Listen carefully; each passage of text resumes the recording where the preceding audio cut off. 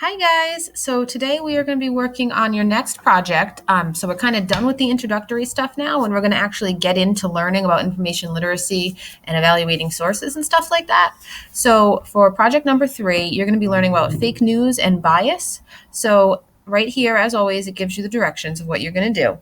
So we're going to take this in 2 parts. The first part is the worksheet that you're going to do, and then the second part, which will be the second video, will be the actual assignment.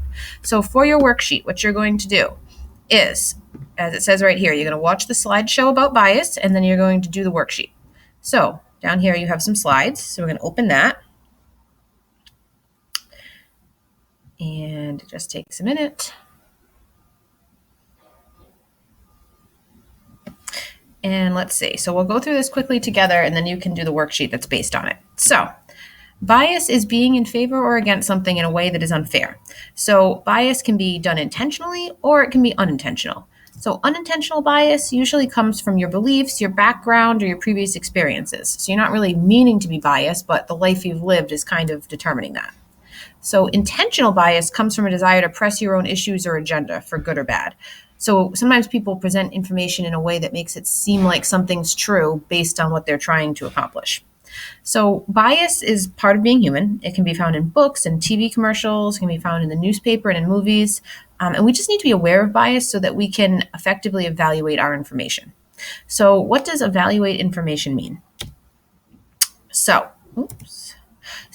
evaluating information means judging it, means taking something and determining whether or not it's true and it's information that you can use. So how can you spot bias? It can be hard. So you need to evaluate the resources that you're using to find it.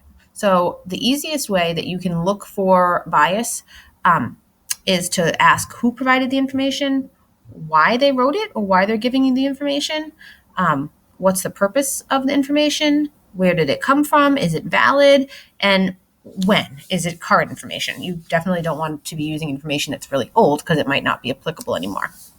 So, and this, if you might remember the pretest that we just took, this is what was on the pretest. So the way that you evaluate information and look for bias is the 5 W's. Okay, so here's a hint. So one way that you can identify bias is to look for statements that are not facts. So here's an example. So let's say there's a basketball game and Johnny scored 2 points in the first half. So the unbiased account that was written in the school newspaper was that Johnny scored a layup just before halftime.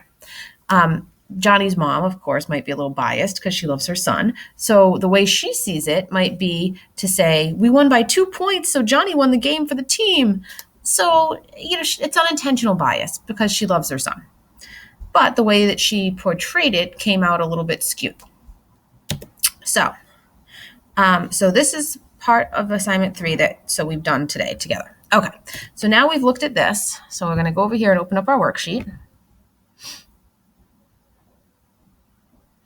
And part 1 are 3 questions based on that slideshow. So you can either watch the video again to get the answers, or you can go back and just look at the slides and put the answers in here. Okay, so that's part 1. Part 2 is about fake news. So it says, go to this website and read the article. All of the answers are taken right from the article. So here's a hint. I've listed the titles within the article here to help you. So let's go to the website. Oops. There we go. Okay. So this is an article about fake news. So what you're going to do is you're going to read this. It's not a very long article. So you're going to read this. And then down here, you start to get to the part where it has these bolded parts. So it says, pay attention to the domain and URL. On your worksheet, underneath that is a question. That's where you'll find the answer. So it says, pay attention to the domain and URL here. You'll find the answer underneath that heading in the article. Same thing for the About Us section. See, there it is. So the first 4 questions, 5 questions are right in that, so it's easy to find. At the very bottom, I have 2 other questions. They are not in any specific part of the article. You just have to read the whole article, and then you'll be able to answer those. Okay, so what you're going to do is you're going to work on that worksheet. So that's part 1 of your assignment. So you're going to do that, and then you're not going to turn it in yet, because after that, we're going to go on and we're going to work on the actual part that we put on Weebly. But I'm going to make that a separate video for you guys. So for now, work on your worksheet, get that done with the slides and with that article. and then watch the second video, and I'm going to show you what you're going to put on your website. Okay. And if you have any questions, just let me know.